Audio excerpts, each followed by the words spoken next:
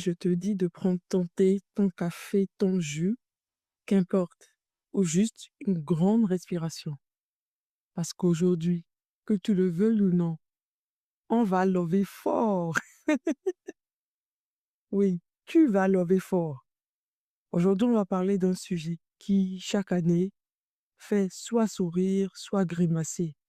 C'est un sujet qui s'impose à nous, qu'on soit en couple, célibataire, relation compliquée, ou juste très occupé à aimer son chat ou son chien. Oui, on va parler de la Saint-Valentin. Avant de commencer à dire oui, c'est commercial, ouh là là, c'est romantique, restez avec moi. On ne va pas faire une énième liste de top idées des cadeaux à offrir. Non, non. Aujourd'hui, entre nous, entre amis, on va essayer de redonner un sens, un peu de sens à cette journée, sans pression, juste avec du bon sens et un peu de cœur. L'épisode sera donc avec une bonne dose de légèreté et d'idées qui font du bien. Bienvenue dans Franchement Fifamé, votre posté audio où tout se dit avec bienveillance, amour et dans le respect. Coucou les amis, j'espère que vous allez bien. Moi, je vais bien, je rends grâce. Pour cet épisode, je me devais de la faire sur la Saint-Valentin parce que c'est quelques jours avant la fête et c'est un sujet qui peut nous parler ou qui nous parle déjà. D'ailleurs, j'aimerais savoir ce que vous faites pour la Saint-Valentin. Est-ce que vous êtes seul? Est-ce que vous êtes en couple? Est-ce que vous êtes en famille avec vos enfants? Partagez avec moi ce que vous faites pour la Saint-Valentin. Moi, je pense que je vais un peu lever quand même. Et si on commençait ce sujet avec le premier constat que j'ai fait, en toute sincérité, la Saint-Valentin, parfois, ça saoule. Les pubs partout, les menus à 100 euros, cette impression que si tu ne fais pas le geste parfait, tu es un mauvais partenaire. On a tous connu une Saint-Valentin un peu nulle, plus ou moins. Le restaurant, il est surbooké. On crie, on n'arrive pas à s'entendre. On offre des cadeaux, des pulls, des parfums, des bougies parfumées. Ou c'est juste une journée qui passe comme une autre, avec un petit goût de est-ce qu'il faut vraiment que je fasse quelque chose? C'est normal. On est des humains. On n'est pas des personnages de comédie, de films de comédie romantique. Donc, le premier conseil d'amis que je peux vous donner, que je peux nous donner, c'est dédramatisons. Cette journée, elle t'appartient, elle nous appartient et on décide de faire ce qu'on veut de cette journée. Point final. Justement, comme on peut faire ce qu'on veut de cette journée, et si on profitait de cette journée qui passe d'amour pour élargir le cercle. Parce que l'amour, les amis, ce n'est pas une réserve limitée au couple, c'est une énergie. Et si on l'utilisait autrement? Je vous propose un petit jeu, une idée simple. Le jeu du Samaritain moderne. Est-ce que tu connais l'histoire dans la Bible? Un homme blessé sur la route, tout le monde passe, et un seul s'arrête pour l'aider concrètement. C'est l'amour en action. Nous, notre version de 2026, ça sera ceci. Pour cette Saint-Valentin, choisis une personne, juste une, autour de toi, qui pourrait avoir besoin d'un peu de lumière.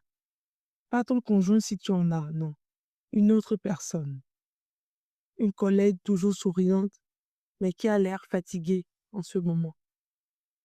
Ton vieil ami avec qui tu as perdu le contact parce que c'est la vie. La voisine âgée qui vit seule. Ou ce parent solo de ton cercle qui est toujours débordé. Et si on essayait de faire des gestes concrets, comme envoyer un message vocal pour dire «Je pense à toi, vraiment». Ou faire livrer quelque chose, faire une livraison surprise, un café, une pâtisserie, une soupe, une rose ou une lettre, un mot à la porte. Et le plus précieux de ces gestes concrets, c'est du temps. Accorder du temps à quelqu'un qui en a besoin. Un vrai appel où tu écoutes la personne. Une promenade.